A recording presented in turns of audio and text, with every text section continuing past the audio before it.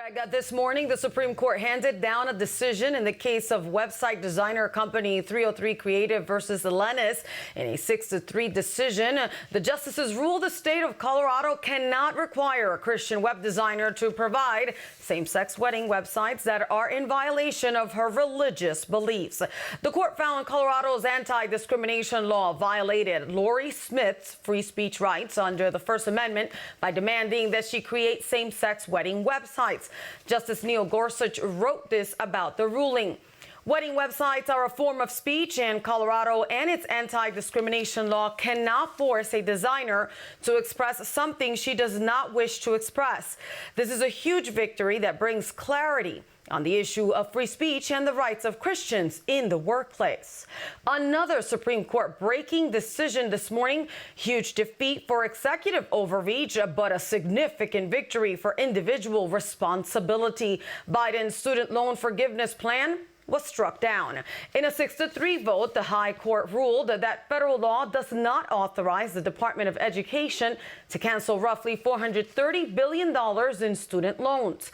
Last summer, President Biden told federal student loan borrowers that the U.S. government would cancel up to $20,000 of debt for low-income students who had received a Pell Grant to attend college, and up to $10,000 for other borrowers. The promise was also key during Biden's run for president in 2020. Borrowers will now have to resume payments in October. This next story should make all Americans, and especially Texans, proud. Due to the state's new abortion restrictions that started last year, 10,000 babies were born in the Lone Star State that might otherwise have been killed by abortion. Researchers at Johns Hopkins School of Public Health say between April and December of 2022, 9,799 additional births took place that would not have occurred but for the existence of the state's abortion ban. The previous law allowed abortions up to 22 weeks of gestation. Current law prohibits killing babies upon the detection of a heartbeat. Mike? Liberal legal expert Alan Dershowitz hailed Thursday's Supreme Court decision striking down college affirmative action programs, forcing schools to return to a merit-based admission system. Dershowitz says the ruling is the constitutional realization of Martin Luther King's dream of people being judged not by the color of their skin, but rather the content of their character. Dershowitz says fellow liberals who say the ruling means colleges cannot consider someone's race in the admissions process are inaccurate. And the Supreme Court says you can take into account overcoming difficulties. You can even take into account if somebody's race has had an impact on their life, either by discriminating against them or encouraging them to do better. That's okay. But what you cannot do under this decision is just say black, white. If you're black, you get certain advantages in admission, and if you're white, you don't. Former President Donald Trump hailed the decision on Truth Social, calling it a great day for America. But Senate Majority Leader Chuck Schumer said the decision shows the nation has a long way to go to see that all Americans are treated equally. Human trafficking is one of the fastest growing crimes in the world. The State Department defines it as the use of force, fraud, or coercion to obtain some type of labor or commercial sex act. It involves people of all ages, but most often targets children.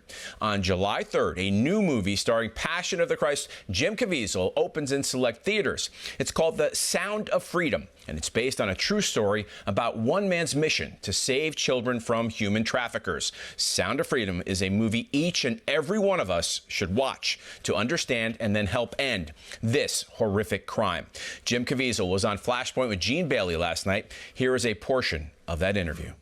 This is the light that we want to shine on the wicked. We want to shine it on so big because this is bigger than an 8-armed octopus, okay? Yeah. You got to take out the head.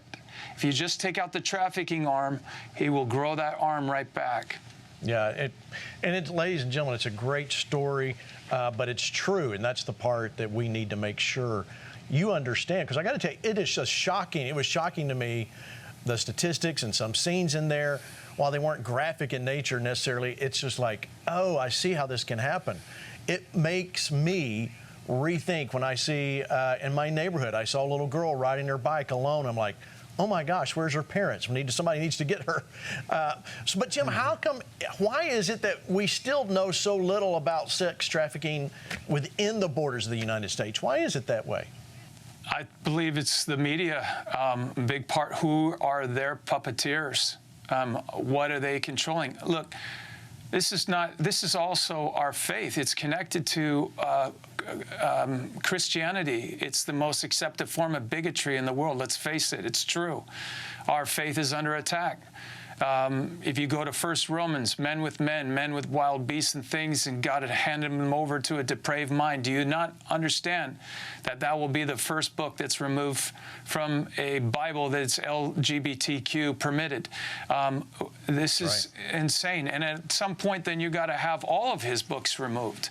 Yeah. And so, since we're okay of our republic being taken from us, and we're going to allow our children to be taken from us, well, then why would they not take away this piece of garbage that they would consider the Bible away from us?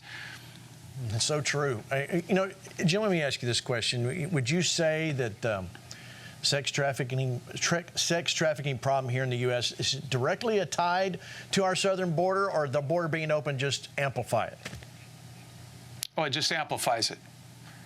But see, we're the biggest consumers of it. So it's the individuals that are in power crazy that have to make it look like they're doing something, but at the same time allowing this to okay, and then they obviously get paid off.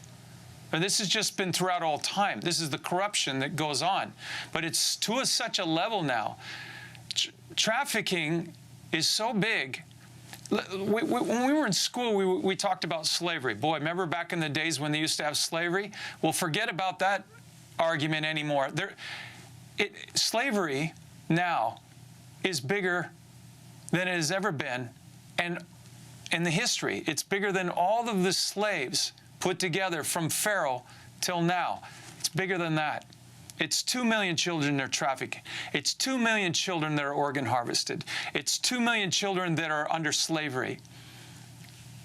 On the 4th of July, let's give these children back their freedom on our Independence Day. What led you to say, I must do Sound of Freedom? I have 3 children adopted from China. I became very well aware of the dangers that children go through globally. I knew I had to take action, or at some point they'd take my own children. And I think we've, as Christians, now have to take a preemptive strike. We cannot put our heads in the sand any longer. We need to look at the Bible and actually play the right character and not the one that rides the fence. You know, a friend of mine said that you've got the good, you got on one side, you got the evil on the other, and then you got the fence riders. But the devil owns that fence too. And to find showtimes near you for Sound of Freedom, log on to angel.com/Jim.